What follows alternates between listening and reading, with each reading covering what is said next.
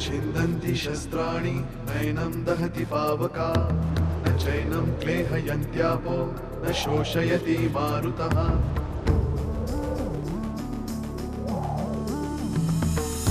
दिवसामागुन रात्र धावते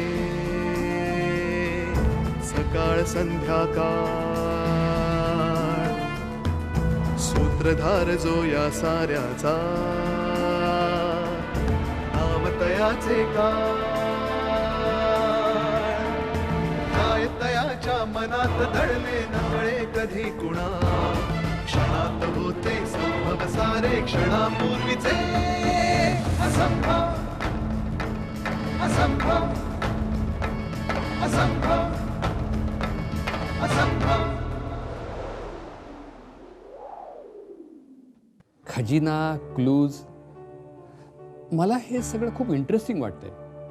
मी हा सगळा वाडा पिंजून काढणार आहे. आता पुढे पाऊल टाकायचं ते सावधगिरी बाळगून, सगळा अंदाज घेऊनच. गीतेमध्ये 18 अध्याय आहेत ना? 3 + 6 + 9 18. त्या वजलवारचं श्राद्ध करायचं. तुम्ही जेव्हा जेव्हा मला भेटण्याची इच्छा व्यक्त केली तेव्हा तेव्हा त्यानं तुम्हाला मला भेटू दिलं. तुमच्यातल्या बापाचं दुःख त्या इन्स्पेक्टरमधल्या माणसानं ओळखलं आणि म्हणूनच त्यानं तुमची सगळी थेर सहन केली बा. हे बघा, माझ्यासाठी पण तो वजलवार काही थोर नाही, पण तुम्ही त्याचं काही करावं इतका तो नीचही नाही. अर्थात हे माझं मत आहे,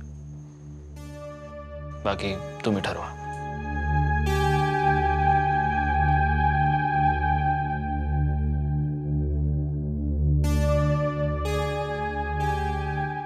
काय झालंय का याला? त्याला काय झालं ते नंतर बघू,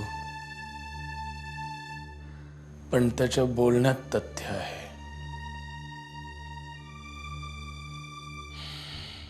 नाही, आपल्याला वजलवार नाही, या प्रकरणाच्या मुळाशी जो माणूस आहे त्याच्यापर्यंत पोहोचायला हवा.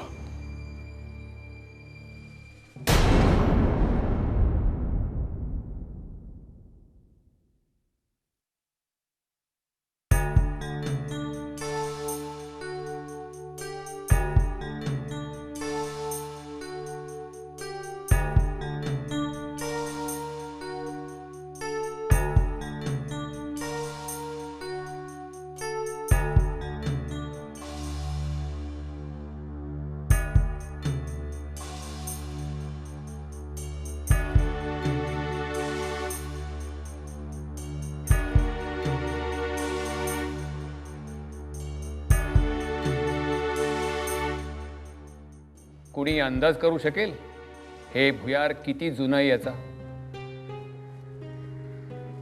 वाड्याला नुकतीच 150 वर्ष पूर्ण झाली, त्यामुळे हे तितकंच जुनं असणार.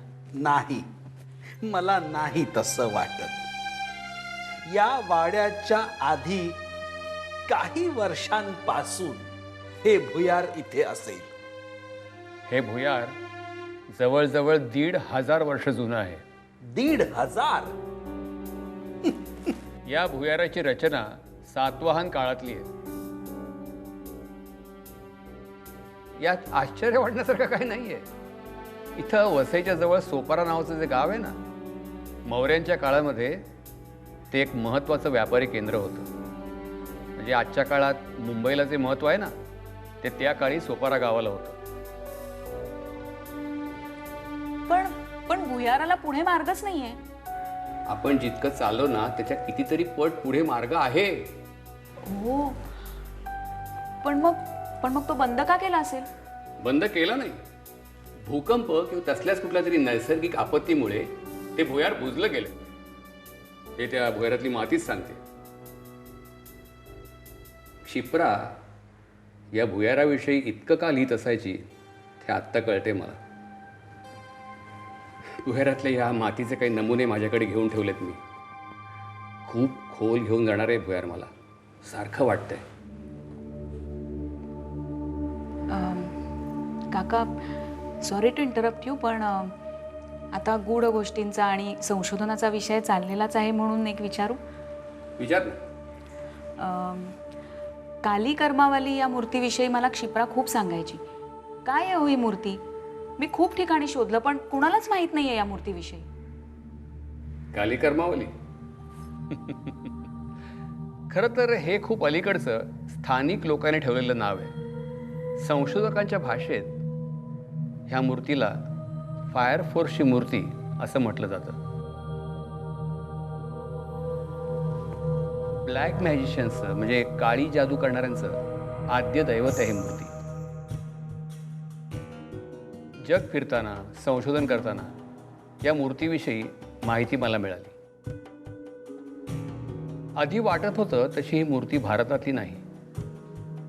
या मूर्तीचं ओरिजिन इन्का नावाच्या नामशेष झालेल्या संस्कृतीत आहे. आणि एक नाही, अशा 5 मूर्ती होत्या. पंचमहाभूत. अगदी बरोबर. पण मग बाकीच्या मूर्ती? खरं तर त्या सगळ्याच मूर्ती नामशेष झाल्या आहेत असा आजपर्यंत समज होता. पण क्षिप्रानं सांगितल्याप्रमाणे जर सुलेखाकडे असलेली ती फायर फोर्सची मूर्ती ओरिजिनल असेल तर तिला नलिफाय करणारी दुसरी वॉटर फोर्सची मूर्तीसुद्धा अस्तित्वात असायलाच हवी. Every force in the universe has an equal and opposite force. हो, कारण आग विझवायला पाणीच हवं. करेक्ट. आजोबा, निसर्गाची आणखीन एक गंमत बघा. हायड्रोजन ज्वलनशील आहे, ऑक्सिजन ज्वलनाला मदत करतो. हे दोघं एकत्र येण्यानं जग खाक व्हायला हवं होतं. पण यांच्या विवक्षित प्रमाणात एकत्र येण्यानं H2O म्हणजे पाणी तयार होतं, जे आग विझवतं, जीवन जगवतं. वा, खानविलकर साहेब, एक मोठं वैश्विक सत्य तुम्ही किती सोप्या भाषेत सांगितलं. अशाच एका विचित्र निसर्ग नियमानं या 2 मूर्ती बांधल्या गेल्या. ही फायर फोर्सची मूर्ती जिथं कुठं असेल त्याच्या 40-50 किलोमीटरच्या परिघातच ही वॉटर फोर्सची मूर्तीसुद्धा असायलाच हवी. गेली अनेक वर्ष अनेक संशोधक या मूर्तीचा ठाव ठिकाणा शोधत आहेत. आणि आता हा शोध 40-50 किलोमीटरच्या आवाक्यात आलाय. एक विचार, कदाचित मी चुकत असेन, पण मी प्रत्येक गोष्टीमागचं शास्त्र शोधतो. या गोष्टींमागे काही शास्त्र असेल? तो आहे ना, पण प्रत्येक शास्त्राची अभ्यासाची वेगळी पद्धत असते. काही शास्त्र सूत्र समीकरणांवर चालतात, काही तर्कांवर चालतात. हे शास्त्र मात्र गृहीतकं आणि शक्यतांवर अवलंबून आहे. शोध लावताना तुम्हाला कुठल्या तरी शक्यतेवर विश्वास ठेवावाच लागतो. पण तरी काळ्या जादूसाठी वापरली जाणारी मूर्ती, अतिंद्रिय शक्ती, यावर तुमचा विश्वास आहे? पूर्वी नव्हता, पण जगभर जंगलामधून, दऱ्याखोऱ्यातून, थडग्यांमधून, पिरॅमिड्समधून फिरताना, शोध घेताना काही अकल्पित आणि अनाकलनीय असे अनुभव आले. तर्कशास्त्राला आणि विज्ञानाला स्पष्टीकरण देता येणार नाहीत अशा घटना घडतात. म्हणजे ज्याला आपण चमत्कार म्हणतो. न कळलेली वैज्ञानिक गोष्टसुद्धा चमत्कारच वाटणार. आता गारगोटीचे दगड एकमेकांवर घासले की घर्षणामुळे ठिणग्या उडतात. आदिमानवासाठी हा चमत्कार होता. लोहचुंबक लोखंडाला आकर्षित करतं. ही साधी वैज्ञानिक घटना आहे. पण ज्याला चुंबक शक्तीविषयीचं ज्ञान नाही आहे त्याला हा चमत्कार वाटणार नाही का? अगदी बरोबर आहे खानविलकर साहेब. असंच एखादं उदाहरण द्यायचं झालं तर जयद्रथाच्या वधाच्या वेळी श्रीकृष्णानं सुदर्शन चक्र सोडून सूर्य झाकोळून टाकला होता, युद्ध संपल्याचा आभास निर्माण करण्यासाठी. कदाचित त्यावेळी सूर्यग्रहण असेल हे श्रीकृष्णाला त्याच्या अभ्यासावरून माहीत असेल. आणि कुरुक्षेत्रावर चाललेल्या महाभारताच्या युद्धाचं वर्णन संजय धृतराष्ट्राला हस्तिनापुराच्या महालात बसून ऐकवत होता. पूर्वी आपल्याला चमत्कार वाटायचा, पण आता वेस्ट इंडिजमध्ये किंवा ऑस्ट्रेलियात चाललेली क्रिकेटची मॅच आपण घरात लाईव्ह ऐकूच नाही तर पाहू सुद्धा शकतो. म्हणजे असंच प्रत्येक चमत्कारामागे काहीतरी वैज्ञानिक सत्य असेलच. You all are on the right track नाव. थोडक्यात न कळलेलं वैज्ञानिक सत्य म्हणजे चमत्कार वाटतो, आणि चमत्कारामागचं सत्य जाणून घेण्याच्या प्रवृत्तीमुळे शोध लावले जातात. म्हणजे आपल्याला मूर्तीच्या बाबतीत जर काही शोध घ्यायचा असेल तर अशी एक फायर फोर्सची मूर्ती आहे, तिच्याकडे वाईट शक्ती आहे आणि ती वाईट कामासाठी वापरली जाते, ही शक्यता आपल्याला गृहीत धरायला हवी. बरोबर आहे तुझं, पण हा शोध घेताना मगाशी म्हणालो तसं या निगेटिव्ह फोर्सच्या ताकदी एवढाच पॉझिटिव्ह फोर्ससुद्धा आहे यावर ठाम विश्वास हवा. पण आपल्याला ती वॉटर फोर्सची मूर्ती मिळेल? मिळणार नाही असं नाही, शोधावी लागेल. आपण ती शोधू. मी आणखी काही माहिती मिळवेल. खूप बरं वाटतं जेव्हा तुमच्या शोधकार्यात इतकी सशक्त टीम तुमच्यासोबत असते. आज क्षिप्रा जिथं कुठं असेल तिथं खुश असेल, कारण तिच्या या शोधात आज एक नाही 4 संशोधक काम करतायत एकत्र.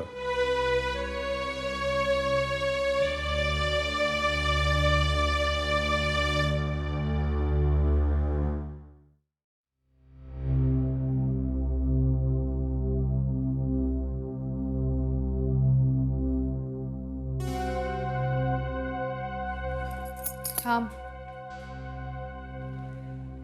किती वाजलेत पाहिलंस?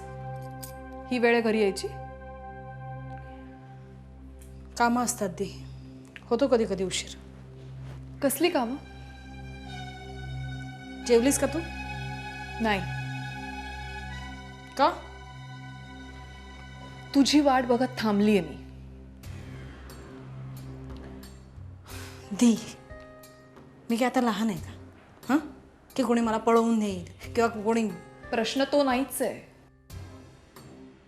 तू लहान नाहीस हे मलाही माहिती आहे. तू खूप मोठी झाली आहेस, हा प्रॉब्लेम आहे.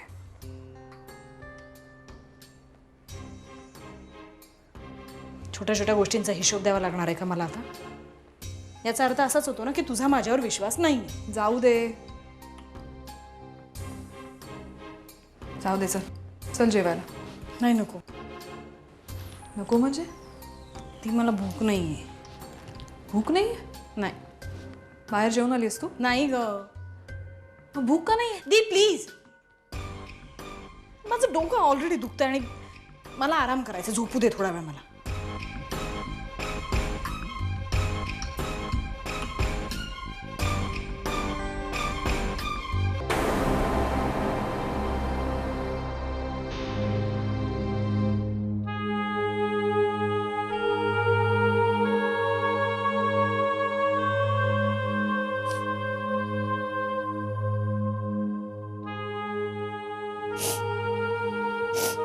नको बसू थे, ओघळू दे त्याला.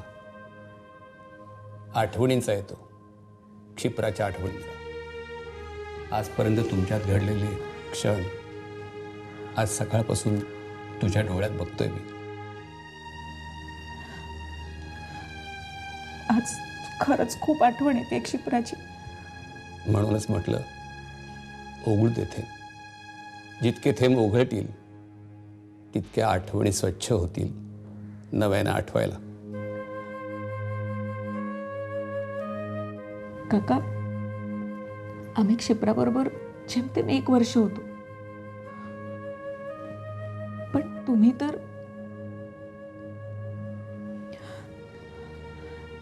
तुम्हाला काय वाटत असेल असा विचार जरी मनात आला ना तरी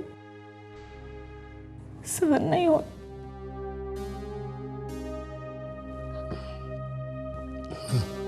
येऊ दे. मी म्हटलं तसं ती नसली तरी आठवणी आहेत आणि त्या एव्हरग्रीन आहेत याचा हा पुरावा आहे.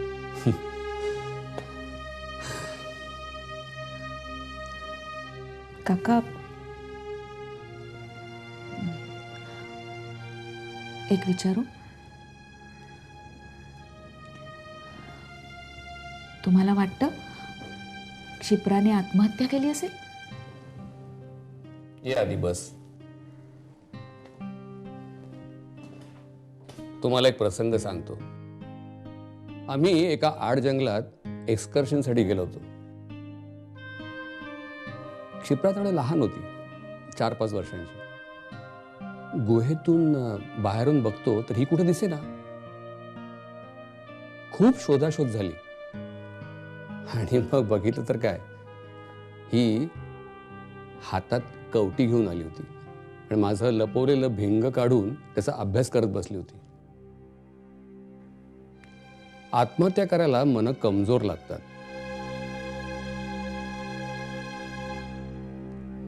क्षिप्राची आई गेली तेव्हा मला सावरणं खूप कठीण गेलं होतं. तेव्हा ही माझी आई झाली होती. जी मुलगी आधार द्यायला इतकी भक्कम होऊ शकते ती आत्महत्या कशी करील? शक्यच नाही. माझंही तेच म्हणणं आहे. क्षिप्राने आत्महत्या केलेली नाहीये.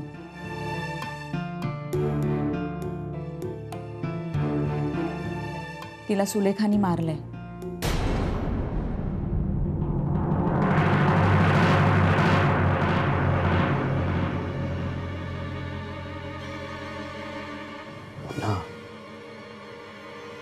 त्यांना तू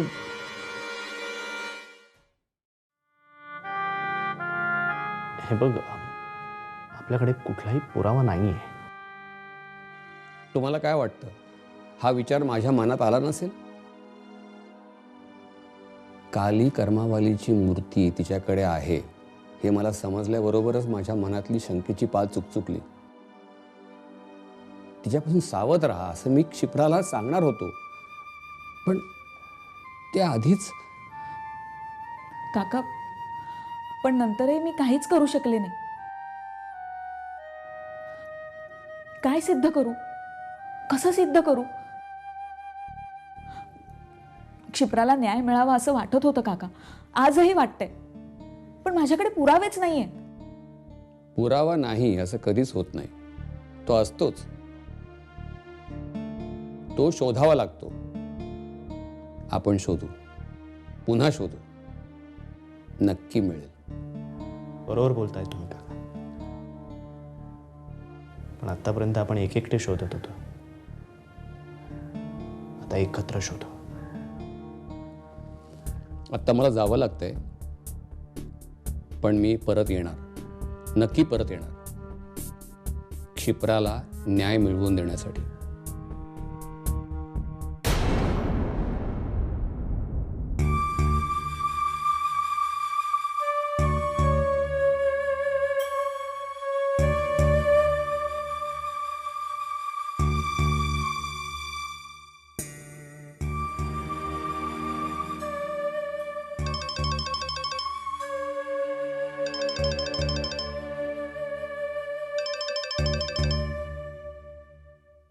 हॅलो.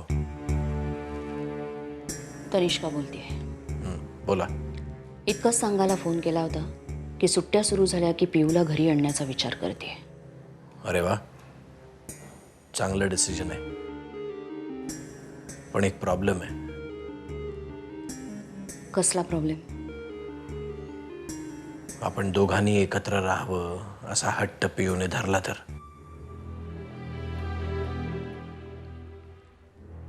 तिला कसं समजवायचं ते नंतर पाहता येईल. सध्या तरी तिला इथे आणणं मला जास्त महत्वाचं वाटतंय. गुड. एक विचारू? हां.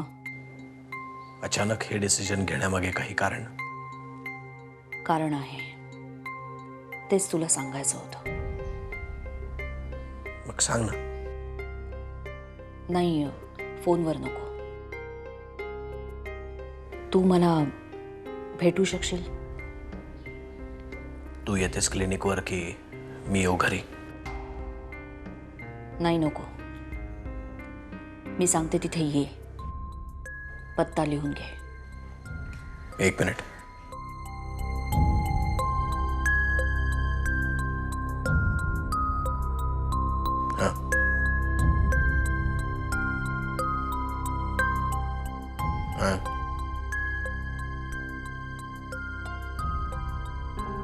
हा?